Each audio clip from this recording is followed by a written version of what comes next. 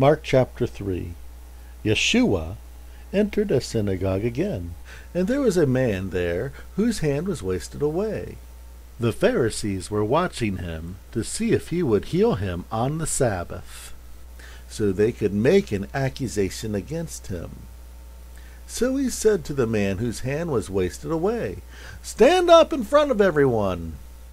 Then he also asked the Pharisees, "Is it against the Torah to do good or to do evil on the Sabbath, to save a life or to destroy one?" But they remained silent.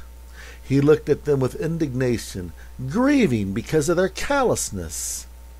Then he told the man, "Stretch out your hand."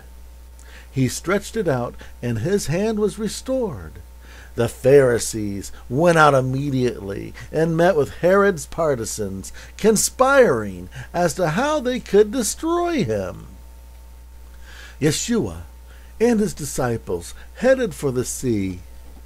Many people followed him from Galilee and Judea, and from Jerusalem, Idumea, and from beyond the Jordan, and from Tyre and Sidon.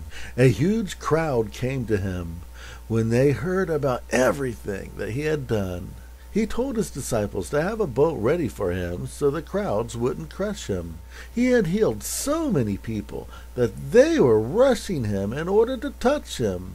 When those who were possessed by unclean spirits saw him, they fell down and shouted, "You are Jehovah's son!" But he warned them not to reveal his identity.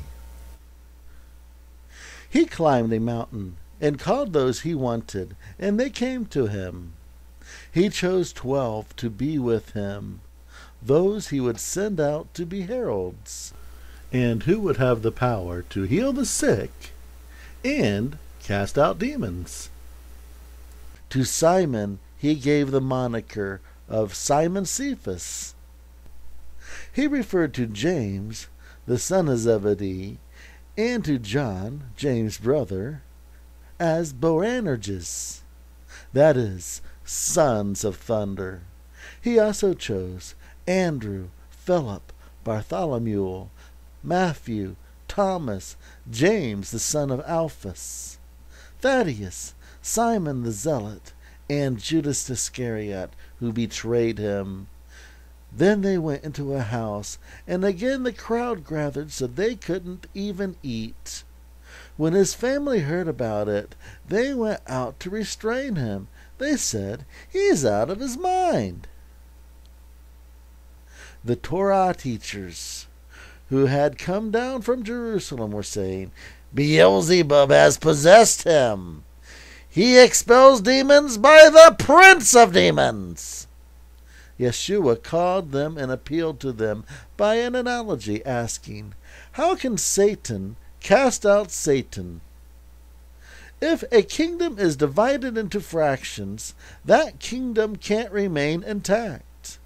If a household is divided into fractions, then that household won't remain intact. If Satan rebels against himself and is divided into fractions, he won't remain standing. He's finished. No one can enter a strong man's house and steal his things without first tying up the strong man. Then he can ransack his house. I am certain that all sins and any blasphemous speech can be pardoned, but there is never any forgiveness for anyone who blasphemes against the Kaddish Spirit. They are subject to a judgment that is eternal. He said this because they were saying, "He's possessed by an unclean spirit." His mother and his brothers arrived, and standing outside, they sent someone in to call him. A crowd was sitting around him, and someone told him, "Your mother and your brothers are outside calling for you." He replied, "Who is my mother, and who are my brothers?" He looked at those who were sitting with him and said, "Look, my mother and my brothers. Whoever does Jehovah's will is my brother and sister and mother."